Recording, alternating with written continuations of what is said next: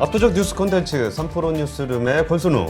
안녕하십니까, 류종훈입니다. 예, 오늘도 이조 기자가 출산 휴가를 갔습니다. 네. 그래서 이번 주는 저하고 유종훈 기자가 좀 진행을 하게 될 것 같고요. 내일은 또 한지원 기자가 나오겠네요. 그쵸. 한 기자도 이제 내일은 또 같이 또 합니다. 한의원 기자가 지금 쉬인 팝업에 가 있습니다. 아, 그쵸. 지금 성수동이 사실 팝업 스토어의 성지잖아요. 예. 그런데 시인이 이제 생각보다 네. 사람이 좀 없다는 많이 없다고? 네. 얘기가 좀 들리고 있죠. 그래서 네. 직접 한번 가보고 그 중국 옷에 대한 그쵸. 그 소비자들 반응이 어떤가 한번 현장에 좀 나가 있습니다. 짝퉁 논란도 좀 있더라고요, 벌써부터. 근데 거기 짝퉁이랄 게 있어요? 근데 모르겠습니다. 이게 뭐 기사들 올라온 것밖에 저도 보지는 못했는데 뭐 거기서 이제 올라와 있는 사진들이랑 기사 보면은 이 옷이 이 브랜드께 맞냐라고 하는 이야기들이 많으면서 근데 거기에 대해서 이제 직원들이 제대로 설명을 못 하다 보니까 짝퉁 아니냐라고 하는 그런 이제 의혹까지 나오고 있다고 거기 합니다. 나와 있는 사람들도 한국 사람들일 건데. 그쵸. 그러니까 거기서 뭘 알겠어. 네. 알겠습니다. 그러면 첫 번째 뉴스는 한국은행 기준금리 관련한 얘기부터 해보겠습니다. 12차례 연속 3.5% 동결을 했습니다. 그러면서 통화정책의 최우선 목표인 물가 둔화세가 나타나니까 금리 인하 검토 가능성을 시사를 했습니다. 금융통화위원회가 2022년 4월부터 1.25에서 1.5까지 올리면서 지난해 1월까지 3.5%까지 7차례 연속 금리를 인상을 했습니다. 그리고 이제 10개월 동안 금리 인상을 지난해 2월에 금통위에서 10개월 만에 금리 인상을 멈추고 그러니까 3.5까지 쫙쫙쫙쫙 올리던 걸 멈추고 1년 6개월 동안 쭉 유지를 시켜놓은 상황에서 금리 인하에 대한 그 어떤 뉘앙스를 내비쳤던 거죠. 그러면은 이렇게 우리가 분석을 하게 되는 그 전문가들이 어떻게 분석을 하고 있는지 제가 그 분석 방법에 대해서 상세하게 설명을 드리겠습니다. 물론 대단한 얘기 일리가 없죠. 제가 이렇게 얘기할 때. 한번 같이 볼게요. 제가 좀 이게 보기가 좀 안 좋아요. 제가 좀 디자인을 좀 준비를 제대로 못 해가지고 그러는데 한번 띄워주시면은 오른쪽 게 5월 거고 왼쪽 게 7월 겁니다. 앞에 보면은 똑같아요. 금융통화위원회는 앞으로 성장세를 점검하면서 중기적 시계에서 물가 상승률이 목표 수준에서 안정할 수 있도록 하는 내용이 그냥 똑같습니다. 통방문은. 그렇네요. 그러니까 내용이 그냥 똑같이 돼 있기 때문에 여기서 토시 바꾼 거를 봅니다. 이게 전문가들의 시각이에요. 네. 별게 없습니다. 이게 한국은행을 바라볼 때 뭐 전문가라고 다른 걸 보는 게 아니고 뭐 한국은행이 전문가들한테 뭐 다른 얘기를 하는 게 아니기 때문에 토시를 같이 보는 건데 오른쪽에 토시를 보면은 물가가 목표 수준으로 수렴할 것으로 확신하기는 아직 이른 상황이다. 네네. 라고 얘기를 했었고 저게 지난번 금통위 5월 달 오른쪽에 써 있는 겁니다. 왼쪽에는 그 목표 수준으로 점차 수렴해 갈 것으로 예상된다. 아까 확신하기는 이르다 그랬는데 이번에 수렴할 것으로 예상된다 그랬죠. 뉘앙스가 이거를 그냥 일반적인 기사나 그러니까 그 글자에서 볼 때는 그냥 뭐 아직 목표 수준으로 이제 가는 그냥 그런 방향인가 보다라고 그냥 생각하면 되는 건데 이 통방문은 그렇게 안 읽어요. 그러니까 토시를 다 읽습니다. 그렇죠. 그래가지고 이게 보면은 마지막에 그 마지막 줄 보시면 금융 안정 측면에서 리스크, 가계부채 증가 추이, 주요국 통화정책 운용의 차별화 및 지정학적 리스크의 전개 양상을 면밀히 점검해 나갈 것이다. 이렇게 돼 있죠. 네네. 오른쪽에 보시면 비슷합니다. 물가 상승률 둔화 추세와 함께 성장, 금융 안정 등 정책 변수들의 상충 관계를 면밀히 점검하면서 거기에 기준금리 인하 시기 등을 검토해 나갈 것이다. 기준금리 인하라고 하는 단어가 나왔네요. 여러분, 요겁니다. 막 바뀌었을 때 뭐 이렇게 대단한 뭔가 진짜 유레카 뭐 엄청난 거 발견했다. 네네. 이게 요거 기준금리 인하 시기 등을 검토해 나가. 이야 이렇게 된 겁니다. 그쵸. 없었던 단어가 나타났으니까. 이런 식으로 이제 분석을 한다. 그리고 실제로 거기에 이제 그 읽는 것도 그 한국은행 총재가 읽을 때 뭐 강조해서 읽지도 않아요. 기계적으로 다다다다다다 읽는데 그걸 보면서 이른바 이렇게 페드 와처 아니면 BOK 와처라는 사람들이 하는 게 주로 이런 겁니다. 오늘 넥타이가 빨간색인데? 그쵸. 이런 거. 이게 그런 거 기사 쓰잖아요. 그럼 막 금통위원들이 의식해요. 오늘 올라가면 무슨 색을 해야 되나? 그러니까 이거 내가 파란색 하고 가면은 좀 너무 작게 보려나? 그럼 뉘앙스 주려면 내가 빨간색 할까? 이런 것들을 사람인 이상 그쵸, 신경 쓰이지. 계속 쳐다보면서 그거 요거 맞죠? 요거 맞죠? 그러면은 어쩔 때는 저는 이주열 총재 때 출입을 아, 했었는데 네네. 그때 하도 그러니까 이주열 총재가 그게 별 의미 없이 쓴 거예요. 이런 것까지 좀 너무 그러지 마요. 네. 그리고 넥타이 와이프가 골라준 거예요. 뭐 이런 네. 상황도 있었는데 이번에는 이제 기준금리 인하 시기를 검토해 나갈 것이다라는 표현이 들어간 것으로 보면서 이게 금리 인하를 금리 인하가 이제 거의 다가왔다라고 보고 있는 겁니다. 지난달 물가 상승률 소비자 물가 상승률이 전년 동월 대비해서 2.4%까지 내려왔고요. 6명의 금통위원 중에 2명이 향후 3개월 내 기준금리 인하할 가능성을 열어둬야 한다라는 의견을 냈습니다. 5월 당시에는 3개월 내에 인하 가능성을 열어둬야 된다는 사람이 1명이었는데 네. 이게 이제 2명으로 늘었다라는 것도 하나의 시그널입니다. 네. 근데 이것도 얘기를 들어보면은 이거 너는 어떻게 생각하니? 우리가 3명 되면 좀 부담스럽지 않니? 네. 그러니까 독립적으로 다 눈 감고 손 들어 이렇게 하고 하는 게 아니라 네네. 서로 보면은 이게 1명인데 2명 만약에 이게 3명이다. 네. 6명 중에 3명이다 그러면 과반인데. 이거 시장의 시그널이 너무 강한 거 아니야? 이런 생각을 한다는 거죠. 사람인 이상. 네. 그러다 보니까 여기서 1명 늘어났다 보니까 요거가 이제 시장의 시그널이 이런 식으로 될 수 있지 않겠느냐라는 것들을 분석하고 있다라는 거고. 그리고 이주열 총재가 그런 이창용 총재가 이번에 구체적인 인하 시점에 대해서 말을 안 했지만 여기서 고민이 되는 건 있어요. 근데 이게 참 여러 측면에서 조금 고민이 되는 게 이따가 그 유종 기자도 얘기를 해주시겠지만 부동산 가격이 요새 심상치 않아요. 맞아요. 그리고 가계부채 증가세도 만만치 않고 그렇죠. 그런 상황에서 금리를 내린다. 이게 부동산 시장에 어떤 시그널을 줄 것인가 네. 라는 부분들이 좀 부담이 되는 게 하나 있고 또 하나는 지금 미국이 금리를 동결한 상황에서 금리 인하를 이제 하게 되면은 9월 달쯤 하지 않겠느냐라는 맞아요. 얘기가 나오거든요. 네. 근데 우리 금통위가 8월에 있단 말이에요. 네.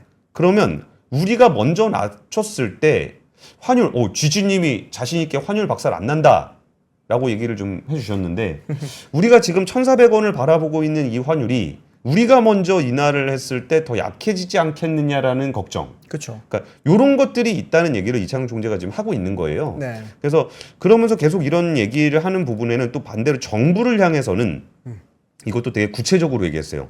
그냥 부동산이라고 얘기 안 하고 네. 수도권 부동산. 완전 구체적으로 이야기하셨네. 예. 그리고 그 가계 부채 이렇게 얘기한다는 거는 네. 금리를 인하를 했을 때 가계 부채 쪽으로 흘러 들어가는 거를 정부가 정책으로 막아달라. 그렇죠.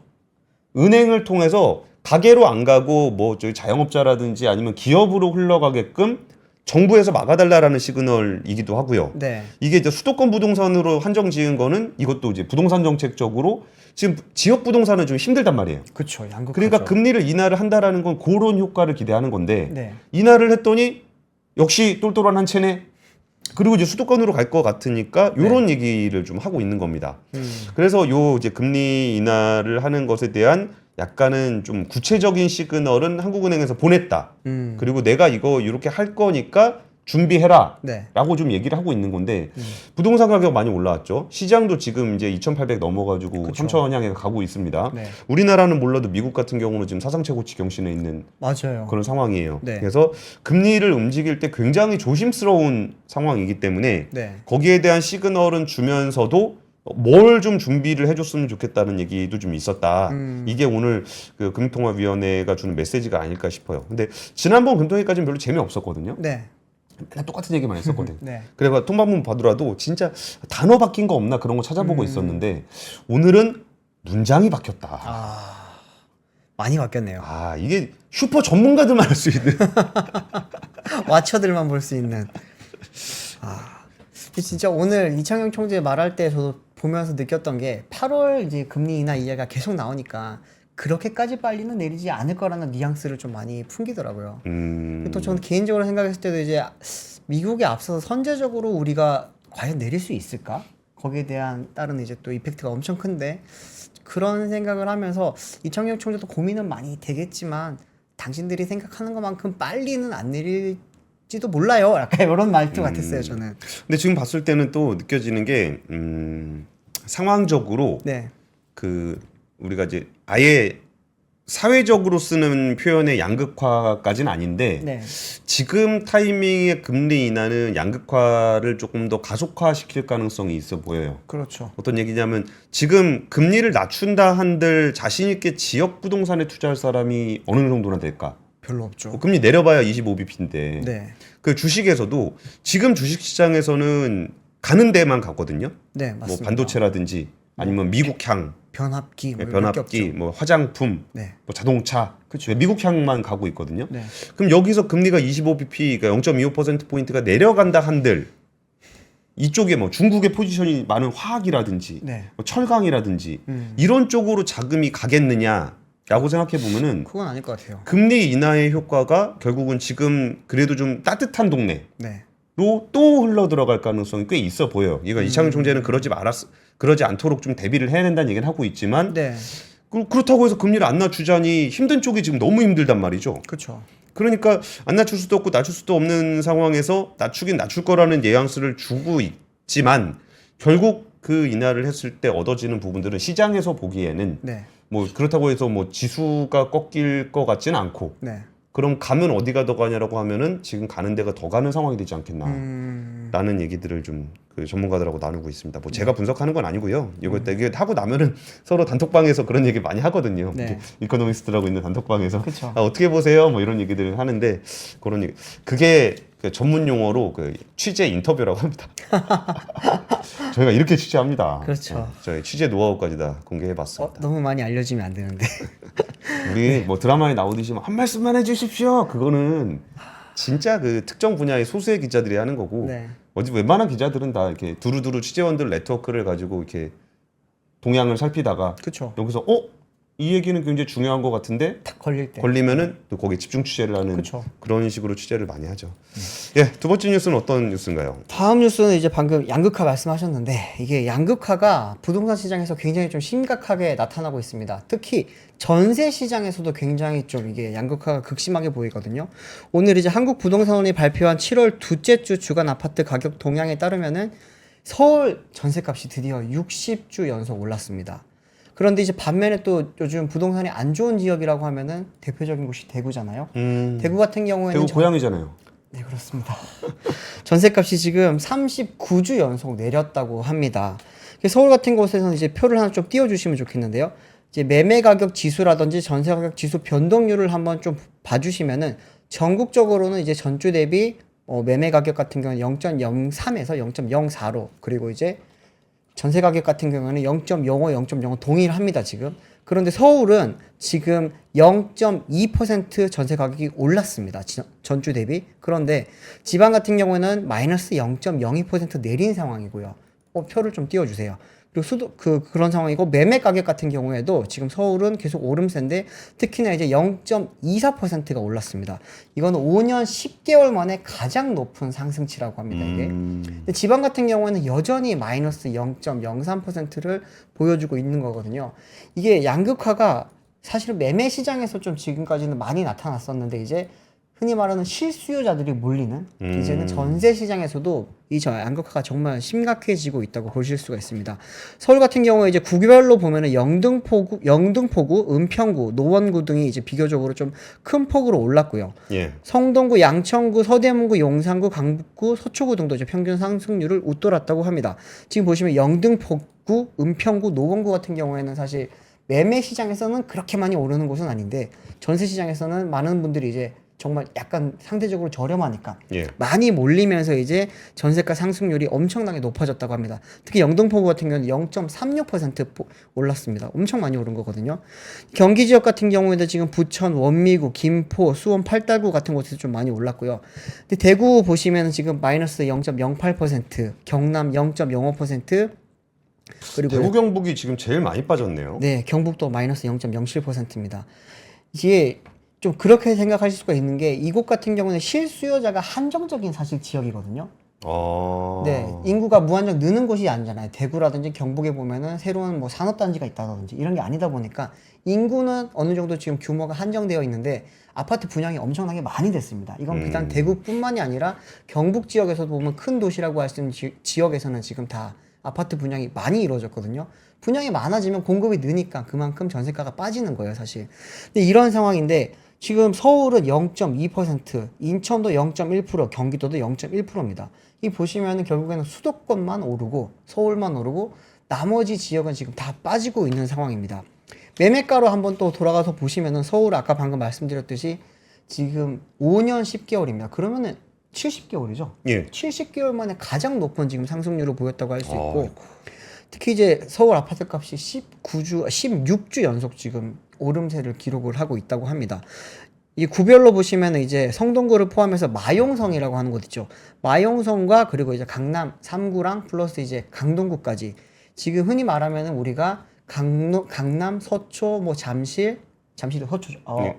어디죠? 송파 그리고 이제 강동구 그리고 마용성 우리가 흔히 말하는 많이 비싼 지역이 지금 점점 더 많이 오르고 있다고 보실 수가 있습니다. 뭐 금호 옥수동 같은 경우에도 지금 되게 많이 올랐다고 하고요. 또 이제 수도권에서 보면 인천이 요즘 얼마 전까지만 하더라도 미분양 폭탄 지역이라고 했었거든요. 그런데 이제 인천 같은 경우에는 미분양이 어느 정도 해소가 되다 보니까 이제는 0.06% 올랐고 경기도도 얼마 전까지 지금 아파트 시장이 좀 좋지 않다고 했는데 0.06% 올랐다고 합니다. 지금 이렇게 아파트가 많이 오르면 그러면 이제 사람들이 결국에는 어디로 흘러갈까요? 뭐 오피스텔이나 빌라의 시장으로 지금 흘러갈 수 있잖아요. 내가 집을 사야 되는 안 갈 것 같아요. 안 갈 것 같아요. 네, 그냥 전세로 가고 네. 그 아파트 살 수 있는 사람 아파트로 가고 네네. 안 그러면 전세. 왜냐면 빌라는 지금 전세 사기에 대한 전세 사기, 공부가 그렇죠. 있기 때문에 아까 제가 말씀드렸던 것처럼 이렇게 트리클 다운 되는 분위기가 아닐 수도 있을 아닐 것 수도 같아서 있죠. 네. 그냥 이쪽은 이쪽대로 가고 그러니까 트리클 다운으로 가는 게 아니라 완전히 양극화로. 매매하고 양분화가 돼서. 임대를 나눠서 저는 뭐 그렇게 생각합니다. 얼마 전까지는 진짜 그랬어요. 그런데 이게 서울 아파트 값이 너무 많이 올라 버리니까 예. 아예 사실 수가 없는 사람들은 오피스텔 시장으로 다시 돌아오고 있다고 합니다. 오늘 이제 부동산 플래닛이 이제 국토부 실거래가 자료를 분석한 결과를 오늘 발표를 했는데 여기서 보면은 오피스텔의 그 거래량이 이제 2,778건으로 이제 전월 대비 14.1% 증가했다고 합니다. 아, 비싸 가는구나. 네. 근데 이제 반면에 이제 연립 다세대 주택 거래량은 6.5%, 단독 다가구는 5.4%, 아파트는 4.5% 늘었습니다. 아파트보다 3배 이상 늘었다고 보시면 되거든요. 근데 오피스텔 같은 경우는 이제 침체됐던 일부 비수도권 지역의 거래량 증가세가 좀 많이 두드러졌는데 전남 같은 경우에는 5월 거래량이 이제 108건으로 전월 대비 350% 늘었다고 하고요. 광주, 부산, 경남, 전북 이런 곳에도 지금 88%, 44% 이렇게 엄청나게 많이 늘었습니다. 서울 같은 경우에는 오피스텔 거래량이 0.5% 늘었지만 거래 금액은 6.5% 줄었다고 합니다. 이게 지금 아직은 지방에서만 지금 늘었다고 볼 수 있는데 이게 점점 몰려 올라올 가능성도 있다고 지금 전문가들은 보고 있다 보니까 아파트 가격이 많이 이렇게 접근을 할 수 없게 되면 사람들이 아예 포기를 해버리는 경우가 있거든요. 그렇죠. 그럴 때는 결국에는 이제 예전에 그 주거용 오피스텔이라고 불렀던 곳들 그리고 이제 이왕 내가 한 집 살 거면 그냥 빌라 내가 전세 말고 들어가서 사는 것도 나쁘지 않겠다라고 하는 그런 사람들의 인식이 좀 돌아올 수 있기 때문에 그런 부분이 조금 어떻게 보면 부동산 시장의 변화를 가져올 수 있지 않겠나라고 하는 그런 전문가들의 의견도 나오고 있습니다. 슬금슬금 되게 많이 올랐어요. 근데 이게 올랐다는 거를 체감하시는 분들은 정말 지금 시장에 근접해 있는 분들이고 네네. 그러지 못한 분들도 되게 많을 것 같은데 이게 그쵸. 안 갖고 있으면은 올랐다는 건 잘 안 느껴져요. 네. 자기가 직접 살 때 아니면. 근데 빠지는 건 정말 동네가 다 빠지기 때문에 맞아요. 정말 그걸 느끼다 보니까 온기가 좀 덜하지 않나 싶은 생각이 듭니다. 오늘은 좀 우리 사회의 문제점 얘기를 자꾸 하게 되네요. 네. 오늘 OECD에서 한국경제보고서를 냈습니다. 근데 네. 한국경제보고서의 내용이 어쩌면 우리가 다 체감하고 있는 그런 얘기예요. 단기적으로 긍정적이지만 장기적으로는 우려스럽다라는 얘기입니다. 경제 성장률 전망치는 2.6%, 소비자 물가 상승률 전망치는 2.5%로 잡았습니다. 그러니까 소비자 물가 상승률은 오히려 좀 둔화가 될 거다라고 보고 있는 거고 경제 성장률 전망치는 2% 초반대 있던 것들이 2.6으로 올라온 수준을 유지하고 있는 겁니다. 그래서 올해 그 고금리 고물가 영향에도 올해 하반기에 내수가 강화될 것이라고 전망을 했고요. 네. 보통 지금 내수 잘 안 될 거라고 얘기하고 있는데 내수가 오히려 강화될 거라고 보고 있는 거고 인플레이션 하락 추세가 확인되면 올 하반기부터는 통화 정책을 완화할 수 있을 것이라는 진단도 내놨습니다. 근데 여기서 이제 우리나라에 대한 중장기적인 권고 사항을 11가지를 했는데 네. 11가지가 우리가 다 인식하고 있는 그런 점입니다. 뭐 부동산 프로젝트 파이낸싱, 아니면 가계 부채, 그리고 뭐 인플레이션 및 재정 대응 정책 권고, 뭐 이런 것들 다 비슷하게 좀 나와 있습니다.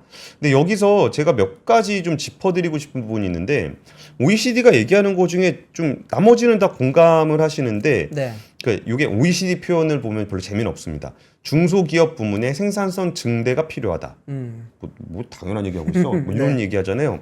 근데 이게 굉장히 우리 사회에선 얘기 안 하는 부분이에요. 네. 구체적으로 한번 얘기를 해볼게요. 네. 중소기업에 대한 세제 혜택, 보조금 등 정부 지원의 엄격한 관리와 규제 혁신을 통한 경쟁 환경 조성을 권고를 하는데, 네. 그 지난해 기준 중소기업 지원을 위해 1646개 프로그램이 시행되고 있다. 그렇구나. 중소기업 지원을 네. 법으로 제한할 필요가 있다. 이게 뭔 얘기냐면은, 네. 저는 우리가 아권 채널에서 한번 다뤘었죠. 네. 그러니까 청년들의 쉬었음 관련한 이야기를 하다가 한계 기업인 중소기업을 지원하는데 너무나 많은 돈을 쓰고 있다는 거예요. 그렇죠. 그러니까 그 기업이 구조조정이 돼야 되고, 그 기업을 지원할 돈을 차라리 좀 더 생산성 개선이 필요한 부분들에다가 지원을 해야 되는데, 한계 기업에다 지원을 하다 보니까 그 한계 기업을 지원을 하면은 그 기업이 무슨 신규 일자리를 창출하겠습니까? 아니면 노동 조건을 개선해가지고 뭐 청년들이 가고 싶은 일자리를 만들겠어요? 아니면 그 연구개발을 막 열심히 해가지고 새로운 도약을 마련할 수 있는 그런 기회를 주겠습니까? 그렇지 않은 곳에다가 네. 정부가 무려 1646개 프로그램을 시행을 하면서 지원을 하다 보니 오히려 정상적으로 생산성을 높이는 쪽으로 갈 수 있는 자금들이 안 간다는 거예요. 이게 OECD가 꽤 오래전부터 권고하고 있는 얘기입니다. 근데 이게 중소기업 지원과 관련해서는 우리나라에서는 약간 절대선 같은 느낌이 있어요. 있죠. 그러니까 중소기업 지원을 반대한다.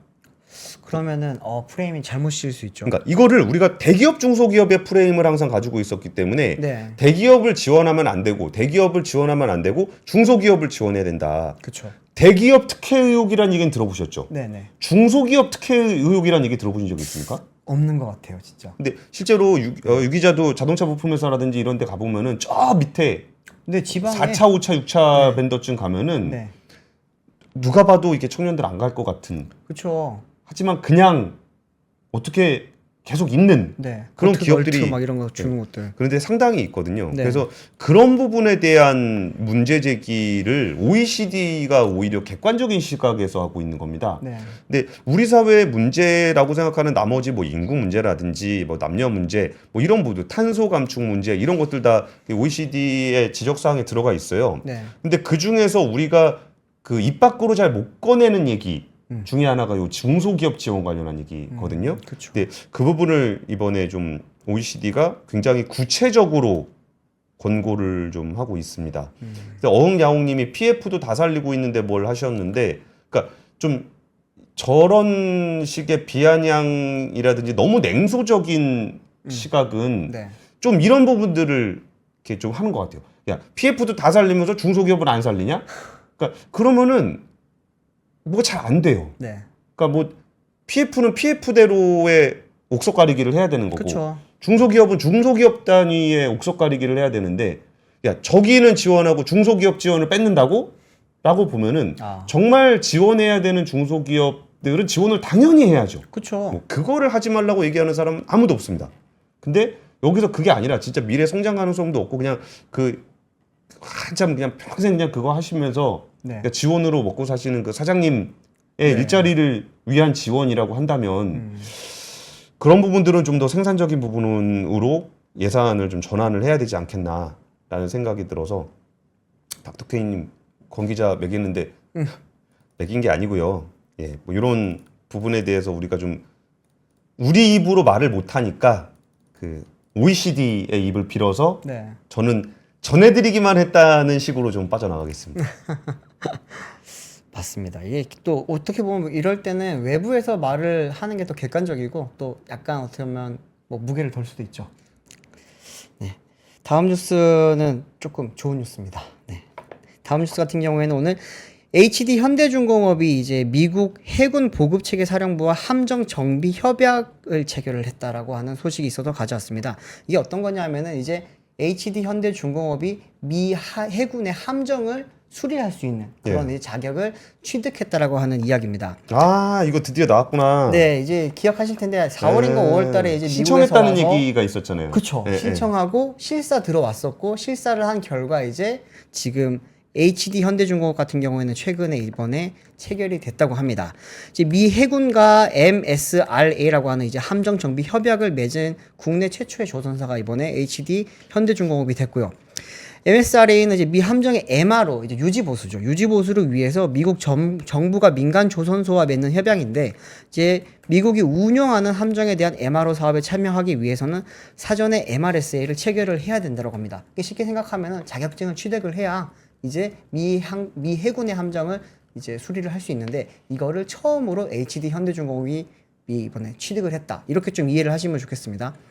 이번 이제 자격 취득에 따라서 이제 HD 현대중공업은 향후 5년간 미국 해상수송사령부 소속 지원함뿐만이 아니라 미 해군이 운영하고 있는 전투함에 대한 MRO 사업 입찰 자격을 확보하게 됐다라고 합니다. 예, 그러면 이게 얼마나 큰 시장이길래 이번에 현대중공업이 이렇게 들어갔느냐? 현재 지금 시장에서 파악하기로는 연간 한 20조 원 규모가 된다고 합니다. 20조 원. 네, 와. 미 해군의 함정을 수리하는 데만 수리하는 데만. 20조 원입니다. 야. 전 세계적으로 보면 현재 한 77조 원 정도 규모라고 하고요. 2029년에는 한 85조 원까지 이게 확장이 될 수 있는 엄청나게 큰 시장이라고 합니다. 그러다 보니까 이제 국내 기업들이 많이 좀 눈독을 들이고 있는데 그때 당시에 실사를 왔을 때 HD 현대중공업만 사실 실사를 받은 게 아니에요. 이제 사진을 좀 띄워주시면은 하나오션도 그때 당시에 같이 받았습니다. 앞서거니 뒤서거니 하는 것 같아요. 하나오션은 그때 뭐죠? 필리 조선소인가? 맞습니다. 네, 필라델피아에 미국에 있는 거를 인수하는 방식으로 했었고, 그쵸. 하나오션은 라이센스를 신청을 했다가 네. 이번에 통과가 된 거고. 통과됐죠. 이번에 지금 하나오션 같은 경우는 이 MSRA 죄송합니다. MSRA 지금 취득을 이제 앞두고 있는 상황이거든요. 좀 있으면 발표가 난다고 하는데 지금 하나오션 같은 경우는 필리 조선소도 가지고 있고 그러다 보니까 만약에 이번에 이 자기까지 취득을 하게 되면 훨씬 좀 HD 현대중공업보다도 시너지가 좀 더 날 수 있다라고 지금 이야기를 하고 있습니다. 그때 당시 이제 필리 조선소 인수를 했을 때 많은 분들이 이야기를 했던 게 이게 무슨 뭐 쓰임새가 있겠냐라고 하는 이야기가 사실 많았거든요. 현재 아시겠지만 미국에서 함정을 만드는 게 뭐 배를 안 만든 지도 좀 오래됐고요. 이거 특히나 이제 함정을 만드는 곳이잖아요. 여기는. 예. 그러다 보니까 이게 나중에 큰 도움이 되지 않을 수도 있다. 뭐 그런 얘기 많았었는데 그때 당시에 하나오션과 하나 시스템이 같이 들어갔습니다. 예. 그러면서 이제 미국의 이제 방산 사업에 우리나라 이제 기업들이 하나그룹이 본격적으로 진출할 수 있는 교두보를 마련했던 게 그때 당시 그 투자의 의미였고 또 하나는 하나오션 입장에서는 이번 이제 그 MSRA 같은 것도 염두에 두고 있고요. 또 미국의 그 존스법입니까요? 예, 존스법 같은 경우에는 존스 액트, 예. 그거 같은 경우에는 지금 이제 하나오션이 지금 많이 이점을 누릴 수 있다 보니까 그 부분은 노리고 들어갔는데 MSRA까지 가져가게 되면은 하나오션은 좀 예상했던 것보다 훨씬 큰 이익을 가져갈 수 있지 않을까라고 보입니다. 그러니까 우리나라 조선사들이 이렇게 배 만드는 것만 하다가 네. MRO라는 이제 신규 사업을 이렇게 하게 되는 거니까 그쵸. 이전에 있던 사업보다 좀 더 시장도 넓어진 거고 그 접근하지 못했던 20조짜리 미함정 유지보수 사업을 이제 딸 수 있게 된 거니까 네. 오히려 진짜 우리나라 그 조선사의 밸류에이션을 좀 더 높일 수 있는 그런 전기가 되는 것 같습니다. 확실히 네. 방산이랑 조선 이쪽은 그 중국하고 미국하고 싸워지면서 갈라지는 세상에서 조금은 네. 이득을 보게 되는 것 약간 같으네요. 반사이익 많이 보고 있죠, 사실. 예, 근데 거기에 반해서 삼성중공업은 이런 얘기를 좀 덜 하는 것 같기는 해요. 네. 전반적으로 그룹에서 조선을 그렇게 키우고 싶어 하진 않는 것 같은 느낌입니다. 그럴 수도 있겠네요. 네, 다음 뉴스는요. 오늘 위메프가 갑자기 사고가 났었습니다. 아, 그렇죠. 네, 위메프하고 Q10 이거 좀 상황에 대해서 그 잘 아시는 분들은 아실 건데 네. 그 우리가 뭐 위메프, 쿠팡, 네. 티몬, 네. 이런 데들이 경쟁을 하던 시절이 있었잖아요. 있었죠. 한 5, 6년 전인가요? 예, 그러다가 쿠팡이 좀 원탑으로 치고 나가면서 오히려 네. 그 윗단계의 어떤 뭐 이마트 요런 데랑 경쟁을 하게 되고 그것도 이기고 쿠팡이 지금 탑으로 올라섰잖아요. 네네. 그러면은 그러니까 이마트가 요새 힘들지 롯데온 잘 안 되지 요 얘기까지는 아시는데 그 밑에 친구들 뭐 하고 사는지 그 부분들이 좀 잘 모르시는 분들이 있을 건데 여기가 그 싱가포르 기반의 전자상거래 기업 Q10이라는 데가 있는데 네. 이 Q10이 티몬하고 위메프를 이렇게 모았습니다. 그쵸. 예, 거기다가 그 AK몰도 이제 가져왔어요. 네네. 그래가지고 이게 의외로 그러면서 해외 직구를 중심으로 해서 이제 뭔가 새로운 시장을 돌파할 수 있는 새로운 매기로 떠오르는 거 아니냐? 라는 얘기들이 좀 있었습니다. 얼마 전에 그런 뉴스가 많았죠, 사실. 예. 그래가지고 이제 그 나머지 좀 잘 안 될 것 같은 어흥양님이 말씀하신 저 얘기가 맞습니다. Q10이 다 사버리면서 네. 요 영역을 확장하는데 이게 또 아무래도 싱가포르 기업이고 해외 직구 쪽이 요새 좀 커지다 보니까 네. 야 요게 좀 되는 거 아니냐라고 하다가 오늘 아침에 안 그래도 제가 그 한지원 기자한테 누구한테 그 얘기를 좀 들었어요.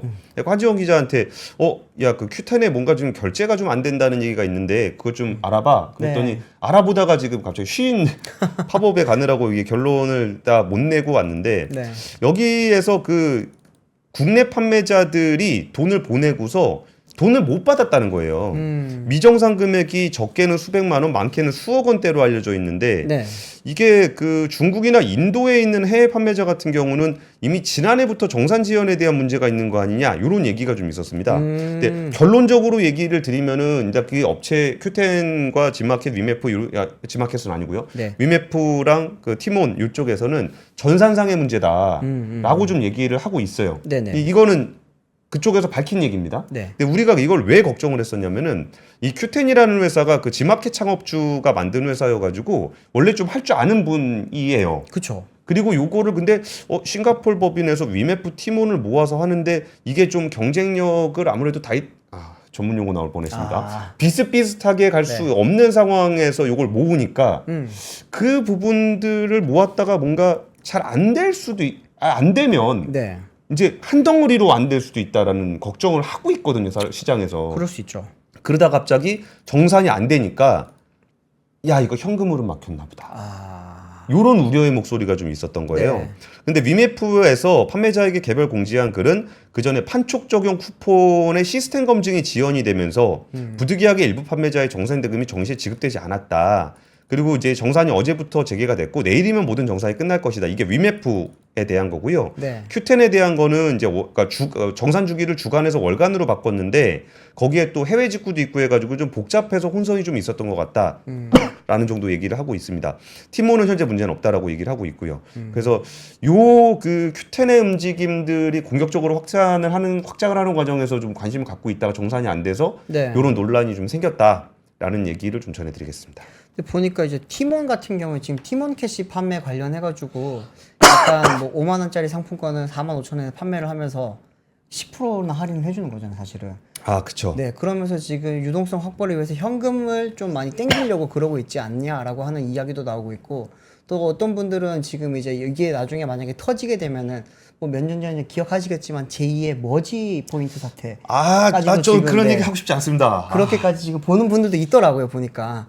이 유동성을 위해서 이렇게 마구잡이로 하다 보면 큰일이 터질 수 있으니까 좀 조기에 빨리 잡아야 된다라고 하는 그런 경고를 하면서 그런 말씀들을 많이 하더라고요.